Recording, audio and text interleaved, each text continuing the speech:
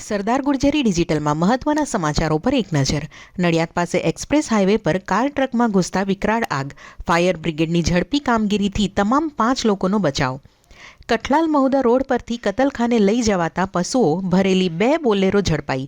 2 શખ્સોની ધરપકડ. વડોદરામાં આવાસ યોજનામાં મકાન આપવાની લાલચ આપી 1.78 લાખની છેતરપિંડી. બોગસ એજન્ટ દંપતી સામે ફરિયાદ. જામજોધપુર પંથકમાં સંતાન વિયોગમાં કોટડા બાવીસી ગામની પરિણીતાનો ગળાફાંસો ખાઈ આપઘાત. જામનગરમાં ગોળી ધરબી દઈશ કહી 2 પાટીદાર યુવાનોને ધમકી આપનાર ભાજપના પૂર્વ અગ્રણી હસુભાઈ પેઢડિયા સામે ફરિયાદ. રવિવારે પણ ઇન્ડિગોની વધુ 650 ફ્લાઇટ રદ થતાં ડીજીસીએએ નોટિસ ફટકારી. 24 કલાકમાં જવાબ માંગ્યો. દિલ્હી એરપોર્ટ પર નવેમ્બરમાં 800 ફ્લાઇટ્સ લેટ થવાનો મુદ્દો રાજ્યસભામાં ગુંજ્યો. સાયબર હુમલાની આશંકા પર સરકારે કહ્યું, કેન્દ્રીય એજન્સીઓ કરી રહી છે તપાસ. એનસીઈઆરટી ધોરણ 7ના ઇતિહાસમાં ગઝનવીનું પ્રકરણ વધાર્યું. 17 આક્રમણ અને કત્લેઆમનો હવે પુસ્તકમાં સ્પષ્ટ ઉલ્લેખ.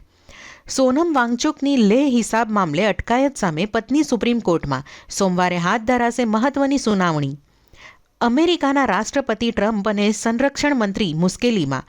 ડ્રગ્સ વિરુદ્ધ ઓપરેશનમાં 11 લોકોની હત્યાનો ગંભીર આરોપ. હાથ ધરાશે મહત્વની સુનાવણી.